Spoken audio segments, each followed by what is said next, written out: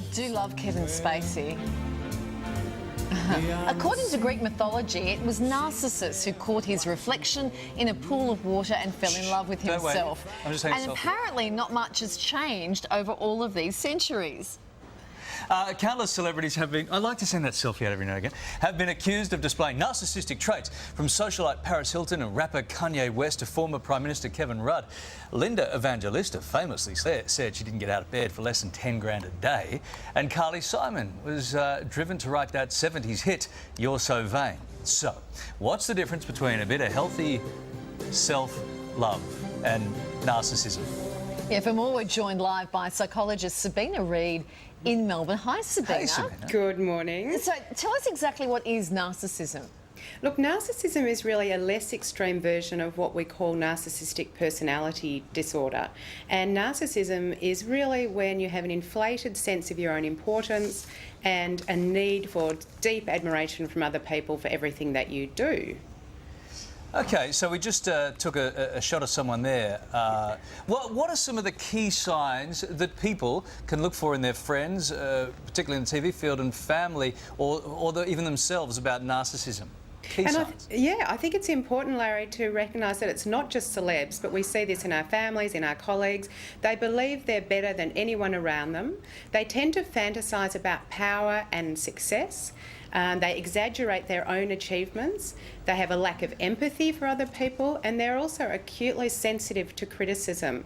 And the thing about people who have narcissistic characteristics is they're not often aware that they have these characteristics. Okay, so a lack of self-awareness. Why are celebs often labelled narcissists? Look, the nature of the beast of celebrity is really that... Looking good, Larry. Is that as a celebrity, you are seeking fame, you're seeking attention, you're seeking adoration from other people, and so it makes sense that people who are celebs are often described as narcissists, and that they're drawn to this kind of career.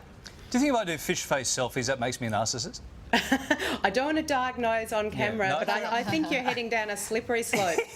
Is the stereotype that narcissists are loud and outgoing true for everybody? Because you can be loud and outgoing and enjoy, you know, good conversation and being the centre of attention without being a narcissist, can't you? Can I? Absolutely. So you can be loud and outgoing, gregarious, and not be narcissistic. You can also be quiet and have narcissistic characteristics, because some narcissists tend to brood. They're full of resentment.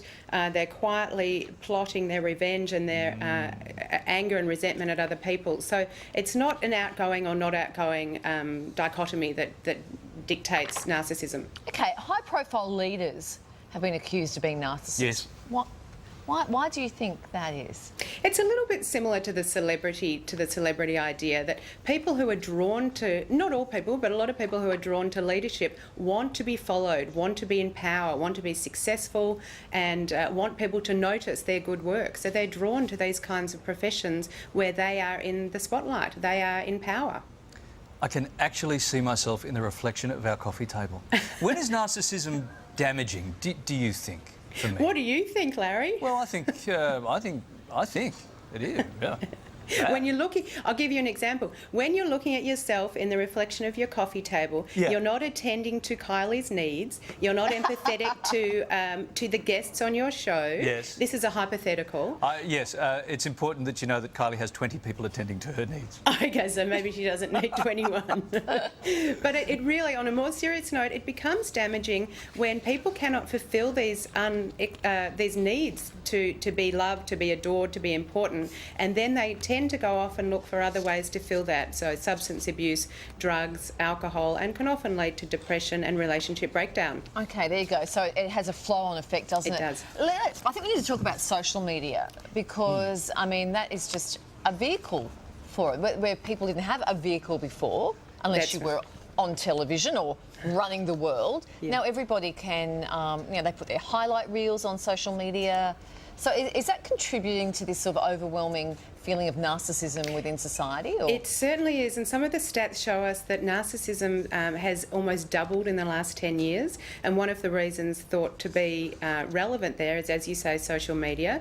Facebook has been shown to have many people. There's been studies showing that a lot of people on Facebook have narcissistic characteristics, and as you say, it's the perfect fodder for people to showcase what's good about their lives, what's important about them when they look their best.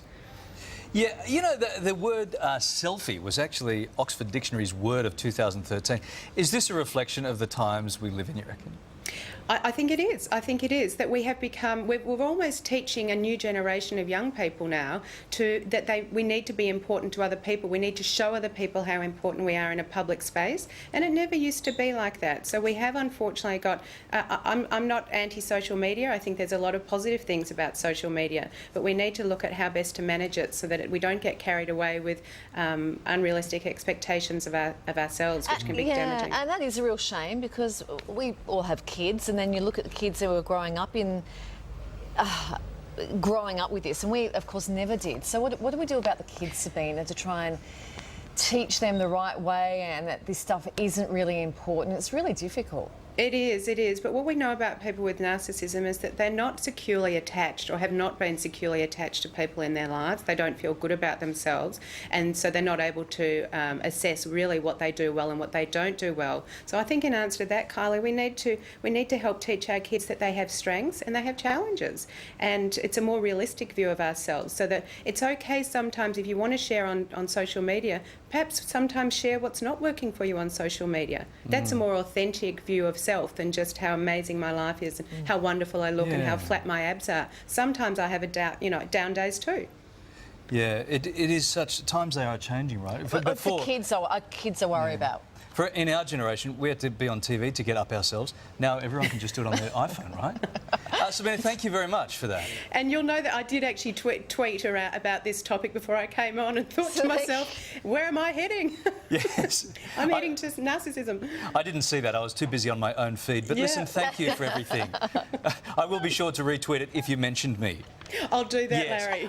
Thank you very much for that. Thanks, guys. Good to chat. Such a big deal, right?